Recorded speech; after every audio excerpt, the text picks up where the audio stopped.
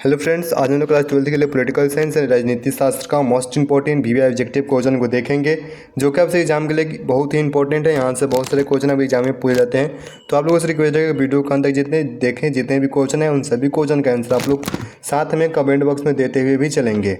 आज का पहला क्वेश्चन आता है, द्वितीय विश्व युद्ध के उपरांत दो शक्तियाँ उभर कर सामने आई थी, यानी कि दो शक्तियाँ जो उभर करके सामने आई थी वो कौन कौन सी है। तो कौन कौन सी आई थी, तो वो आई थी आपके संयुक्त राज्य अमेरिका और सोवियत संघ, यानी कि ऑप्शन नंबर सी। ये दोनों जो महाशक्तियाँ हैं ये द्वितीय विश्व युद्ध के उपरांत जो है ये शक्तियाँ जो है उभर करके बाहर आई थी। इसको ध्यान में रखिएगा, क्वेश्चन आपके एग्जाम में आता है। 2 नंबर क्वेश्चन है, सोवियत संघ का विघटन कब हुआ था। मोस्ट इंपॉर्टेंट क्वेश्चन, सोवियत संघ का जो विघटन है ये कब हुआ था, तो ये हुआ था आपके 25 दिसंबर 1991 को। 25 दिसंबर 1991 को जो है आपके सोवियत संघ का विघटन हुआ था। इसको ध्यान में रखिएगा, इससे बाहर क्वेश्चन आपके एग्जाम में बिल्कुल नहीं आने वाली है। 3 नंबर क्वेश्चन है, यूरोपीय आर्थिक समुदाय की स्थापना कब हुई थी। यूरोपीय जो आर्थिक समुदाय है इसकी स्थापना कब हुई थी, तो इसकी स्थापना हुई थी 1957 में। कब हुआ था, तो 1957 में। ऑप्शन नंबर ए आपका सही आंसर हो जाएगा। 4 नंबर क्वेश्चन आता है, मई 1945 में राइक्सटैग बिल्डिंग यानी कि बर्लिन जर्मनी पर जिस देश के सैनिकों ने झंडा फहराया था उसका नाम बताना है।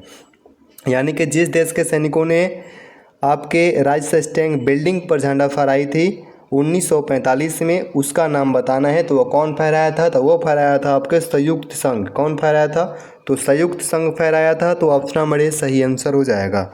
5 नंबर क्वेश्चन देखिए, क्यूबा मिसाइल संकट के समय सोवियत संघ का नेतृत्व किस नेता के हाथों में था, उसका नाम था। यानी कि क्यूबा मिसाइल संकट के समय जो है सोवियत संघ का जो नेतृत्व जिस नेता के हाथ में था उसका आपको नाम बताना है। तो उसका नाम क्या था, तो उसका नाम था निकिता खुश्चेव, यानी कि ऑप्शन बी निकिता खुश्चेव जो थे उनका नाम था और उनके हाथ में ही ये नेतृत्व था। इसको ध्यान में रखिए। क्वेश्चन का आंसर आप लोग कमेंट बॉक्स में देते हुए, जैसे कि 5 का हो गया बी, 5 का बी हो गया, ऐसे आप लोगों को आंसर कमेंट बॉक्स में करना है।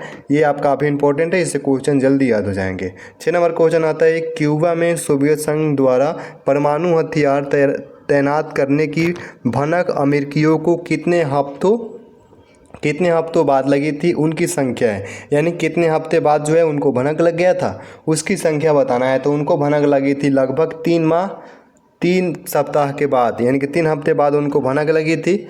ऑप्शन नंबर ए सही आंसर हो जाएगा। 7 नंबर क्वेश्चन आता है, निम्न में से कौन सोवियत संघ के विघटन का परिणाम नहीं है। यानी कि निम्न में से कौन सा जो है सोवियत संघ के विघटन का परिणाम नहीं है। 7 नंबर क्वेश्चन, कौन जो है विघटन का परिणाम नहीं है, तो देख लीजिए। सबसे पहले संयुक्त राज्य अमेरिका और सोवियत संघ के बीच विचारधारात्मक लड़ाई का अंत, यह आपके विघटन का परिणाम है। ऑप्शन बी देखिए, स्वतंत्र राज्यों के राष्ट्रकुल यानी कि CIS का जन्म, ये भी आपके विघटन का परिणाम है। सीन आता है, विश्व व्यवस्था के शक्ति संतुलन में बदलाव, ये भी आपके विघटन का परिणाम है। लेकिन ऑप्शन नंबर डी आता है, मध्य पूर्व में संकट, ये आपके सोवियत संघ विघटन का परिणाम नहीं है। तो सही आंसर क्या हो जाएगा, सही आंसर हो जाएगा ऑप्शन नंबर डी। बिल्कुल आप लोगों ने जिन्होंने सही आंसर डी किया है उनका सही आंसर हो जाएगा। 8 नंबर क्वेश्चन आता है, विश्व राजनीति के 2 ध्रुव कौन कौन थे। विश्व राजनीति के जो 2 ध्रुव थे वो कौन कौन थे, तो वो थे आपके अमेरिका और सोवियत संघ, यानी कि ऑप्शन बी अमेरिका और जो सोवियत संघ था ये आपके जो है विश्व राजनीति के 2 ध्रुव थे। इसको ध्यान में रखिए, काफ़ी इंपॉर्टेंट है। 9 नंबर क्वेश्चन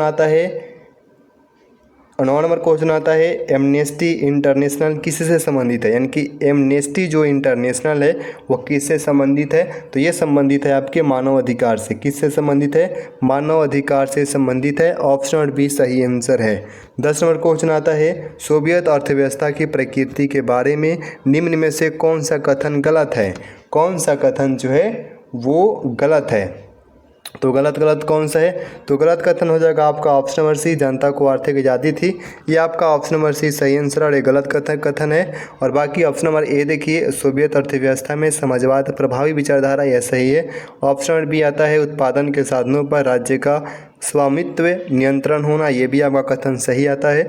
और ऑप्शन नंबर डी आता है, अर्थव्यवस्था के हर पहलू का नियोजन और नियंत्रण राज्य करता था, ये भी कथन सही है। लेकिन ऑप्शन नंबर सी आपका गलत कथन है।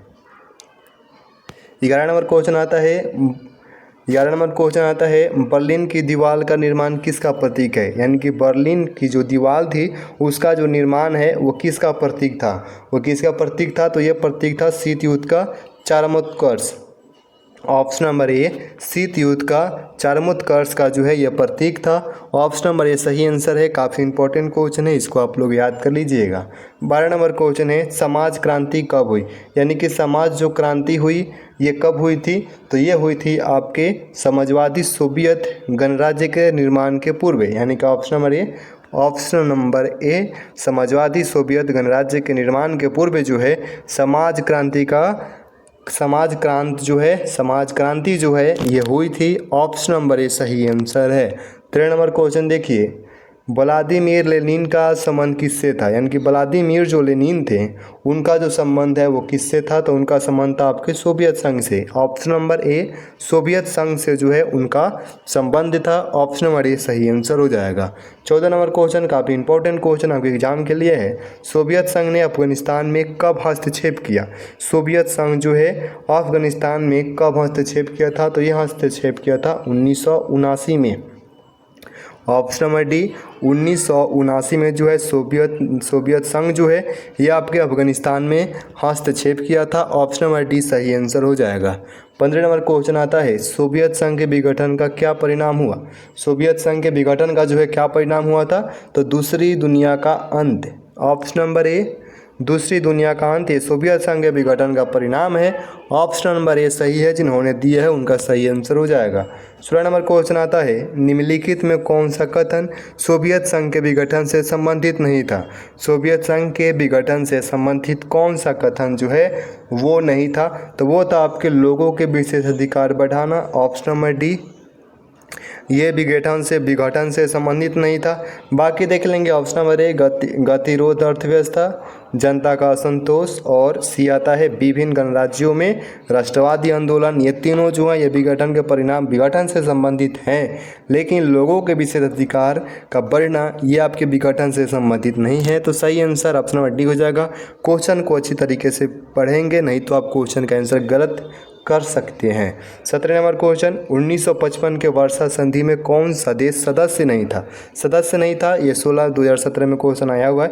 1955 के वर्षा संधि में कौन सा देश जो है वो सदस्य नहीं था, तो कौन सा देश नहीं था, तो वो था आपका पश्चिमी जर्मनी, यानी कि ऑप्शन नंबर सी पश्चिमी जर्मनी जो था वो आपके 1955 के वर्षा संधि में ये देश जो था वो सदस्य नहीं था। बिल्कुल आप लोगों को ध्यान में रखना है, इससे बाहर क्वेश्चन आपके एग्जाम में नहीं आएगा।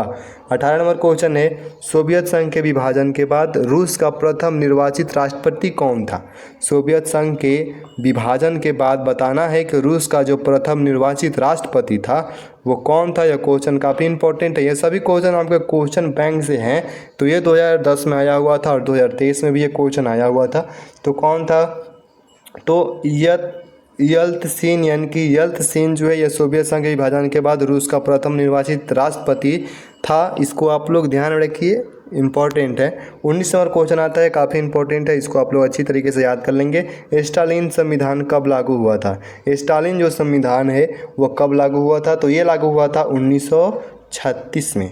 कब लागू हुआ था, तो 1936 में लागू हुआ था। ऑप्शन नंबर ए सही आंसर हो जाएगा। इसको ध्यान में रखिएगा, काफ़ी इंपॉर्टेंट है आपके एग्जाम के लिए।